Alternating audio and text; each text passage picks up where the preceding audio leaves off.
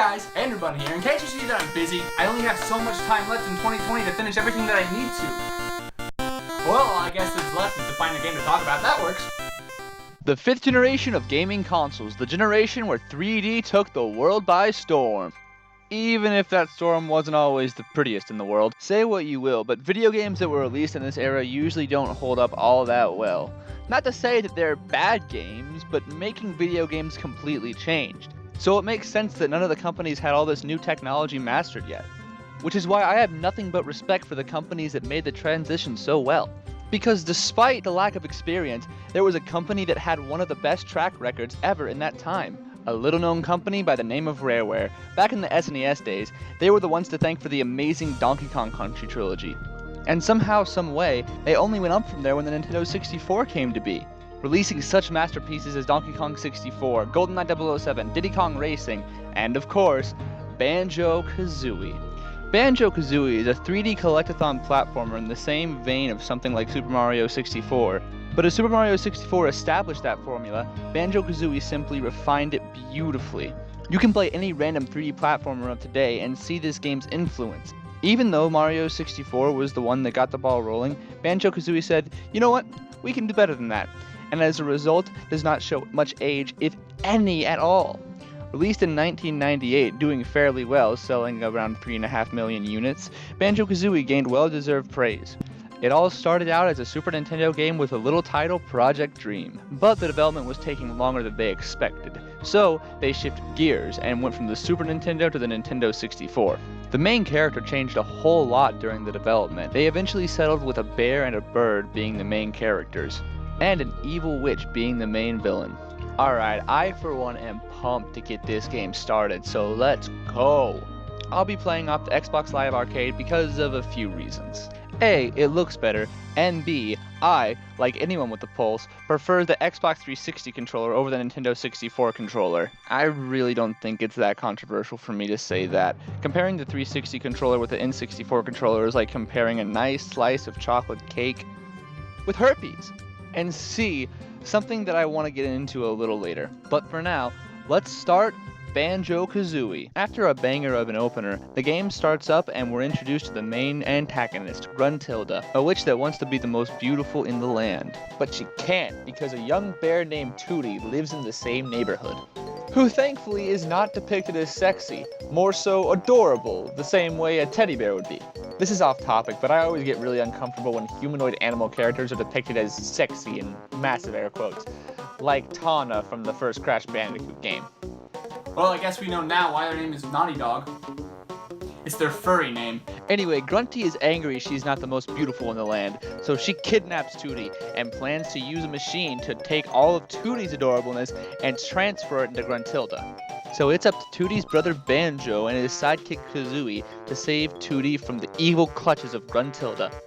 The story is not going to go challenge Xenoblade Chronicles anytime soon, but it's not supposed to. It's a fun, quirky game about a bear and a bird fighting a witch.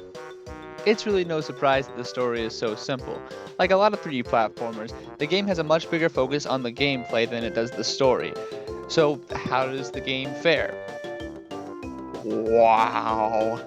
It is honestly amazing how well this game has aged. If this game never came out and you just update the graphics and change nothing else in the game and it was released tomorrow, it would literally have the same review scores as it did back in the day. I'm getting way ahead of myself though, so let's just start with how the game works. Your goal is to save Tootie. Obviously you can't simply walk straight up to her. There are some obstacles to open the way through the castle. You need to collect jiggies and musical notes in each world. All the levels have 10 jiggies and 100 musical notes. Total, there are 100 jiggies and 900 musical notes throughout the game. Musical notes open doors to allow you to progress further in the castle. And jiggies are the collectibles that allow you to open up new levels that are located in Gruntilda's castle. You also need to find these Gruntilda switches in each world. Each one will allow you access to collect a jiggy that's located in Gruntilda's castle. There is one other collectible though, the Honeycombs. The Honeycombs are a lot like pieces of heart in Zelda, except in those games the general rule is that if you collect 4 you get a new heart container, but here it's 6 pieces. There's also this cheat code book that you can find throughout the game named Cheeto. He gives you the ability to carry more eggs and feathers. These are all the things that you need to get for 100% in the game. Now let's talk about the controls. Banjo controls really satisfyingly. He moves exactly how you would expect him to. Both him and Kazooie have a lot of different moves that they can pull off throughout the game. You don't start with all of them though. You have to learn from a character that you meet at the beginning named Bottles. I feel like this is implemented really well. Sometimes the concept of learning new moves in games can be a lose-lose scenario. If the move is super good, then you feel duped that you didn't have it from the start. But if a game introduces all the moves from the start, it might overwhelm new players. Rareware found the perfect medium. Banjo and Kazooie start out with a good few moves that helps them traverse the world, and you don't feel duped because you really start out with a fair amount of things you can do. So at the beginning, you don't feel like you're missing out for not having the unlockable moves. However, when you do unlock those moves, you're still excited to get them and use them. It's a fine tight rope that Rareware walked beautifully. Throughout some of the worlds, you can find a hut owned by Mumbo. This little dude can transform you into a large variety of animals. I actually wish that this was done just a little bit better though. You basically are forced to go and backtrack as the animal you transformed into to get the items you couldn't get as the normal bear and bird. Now despite that little problem, almost all the worlds are masterfully crafted. The game never holds your hand at all. They simply say, here's the next world. Go. The worlds are, to me, the perfect size, so you never get lost or confused as each world is so memorable. Mumbo's Mountain. It's a great world to start with, super small and easy. It didn't take me long to complete it all, but is the first stage of the game and does a good job at easing the player into the game. Treasure Trove Cove. I love this level. To me, this is where the game gets really good. I love the beach aesthetic. The world is designed so perfectly, where you have so much freedom, yet you don't feel overwhelmed. Clanker's Cavern. This one is okay. I think the mood of the level is a bit too dreary for my liking, and it can be easy to forget where you have and haven't been. It's not the worst. Bubblegum Swamp is really fun. It has a really simple layout where you just gotta take care of one path at a time and you'll find everything. There are these two minigames that I'm not the biggest fan of, but as a world as a whole, it's really fun to explore. Freezy Peak is the best stage in the game. As you can see, it's a snow world. But you wanna know the best part? It's Christmas themed. This alone makes it really fun to explore, but the world is also designed to be easy and fun to go through. Gobi Valley. It's fine. I'm not the biggest desert level guy in the world. It's not that it's hard or forgettable, it's just we already had a sandy beach level. Do we really need a desert level too? I mean, they look different enough, but it still manages to come across as just a little bit tedious. Mad Monster Mansion. I love haunted mansions in games. They're so mysterious and unknown. This level isn't eerie or anything like that, but it fits into the game really well as you feel the unknown drives you to explore. Though to be fair, the part at the church with the ghosts is really annoying. Rusty Bucket Bay. Oh boy, where do I begin? This is by far the worst stage in the game, as well as being the only level I can genuinely classify as bad.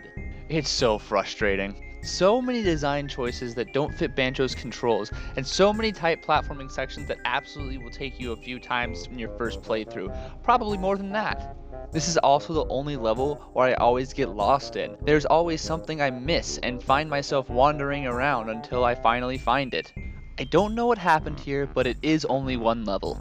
The final stage in the game is Click Clock Wood, and it is the only really massive stage in the game, but it's still really well designed. The main gimmick with this world is that there are 4 different doors that you can enter from, and each door you enter from affects the season that it is in the level. With that said, it can get a little tedious running around the world 4 times, but I don't mind it too much.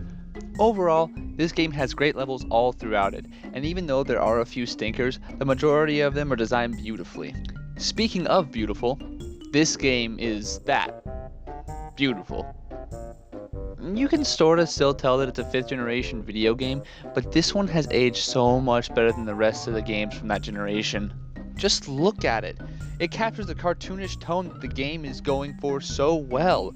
I love it! The music is really cool too.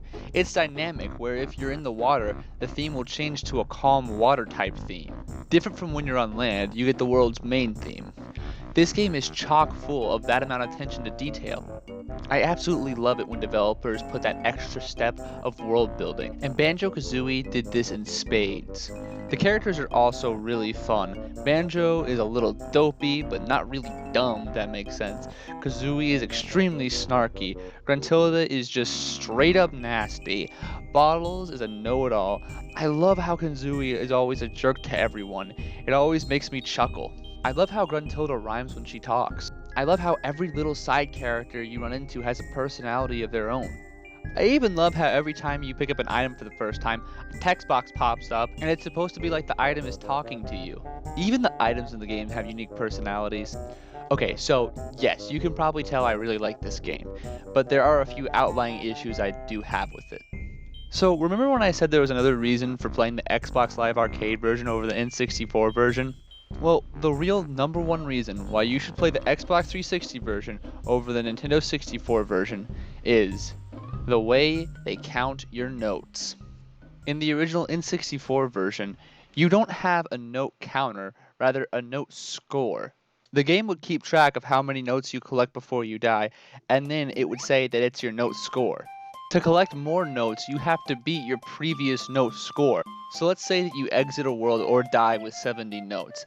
That's what it has down. And to get more notes, you have to recollect 70 notes, and then the 71st note onward would be added to your total. In the Xbox 360 version, you collect a note and it's there for good. That's how it should be, and I'm glad they changed it. And before you ask, yes, the way that I originally beat the game was on an N64 console. When I did, I had 97 notes in Click Clock Wood, which is by far the biggest world in the game. And yep, I died and had to go through the entire world again. If I was playing the Xbox Live Arcade version, I really would just lose a life. I really hated this as a kid. Still think it's a terrible design choice nowadays. I'm just glad they fixed it in later versions. Now, I know what you're all wondering. Anderbun, what's the end of the game even like? Well, I'm glad you asked, because honestly, that's the only way I could have ever segued into the next section. Anyway. So once you get enough notes, you can access this board game show thing that you need to complete to save Tootie. I hate this. I mean, come on. They ask you the stupidest and most frustrating questions you can possibly imagine. Things like, how many windows did this thing have? But the only way you would ever know that is if you counted how many windows that thing had. Who would stop and do that? Honestly, this is the worst part of the game for me. The mini games aren't really that bad at all, but the main questions are really stupid. When you finally get that done, the game has a pretty funny fake out ending where you take Tootie home, but then you realize we just kind of let Gruntilda get away. So, it's time to go after her. I love the final boss, and that's a good thing too, because it's the only boss in the entire game. But anyway, the boss is great. To me, it's the perfect length for a final boss. It tests your reflexes and absolutely kills it in terms of being the game's climax. The game ends with Gruntilda falling to her doom and getting crushed by a rock. Then you see all the characters chilling on a beach. If you manage to finish the game 100%, you get a little sneak peek of the game's sequel, Banjo-Tooie. And that's the game. Okay, I've sung this game's praises, but I can't help it. Despite it being an early 3D game, Rareware made this game to a masterful degree, and as a result, it is still just as fun to play as it was back in the day.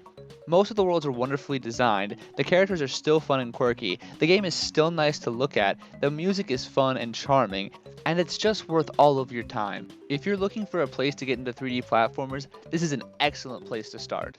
And if you are a fan of 3D platformers and still haven't played this game, what are you even doing? To me, this game is up there with the best of the best, like Super Mario Odyssey, and even though that game is more bang for your buck for having more in it, Banjo Kazooie is still worth playing. I don't even care how. While the Xbox Live Arcade version is better, it is still worth playing if you only have an N64. If that is your only option right now, just go play the game. You will not be disappointed, I guarantee it. The game was successful enough to warrant a sequel, and we'll take a look at that game another time. But I really hope this game gets another sequel in the near future.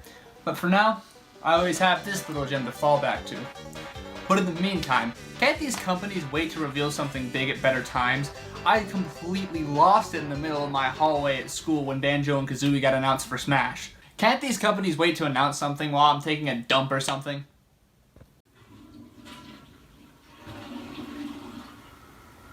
That's what I'm talking about, baby!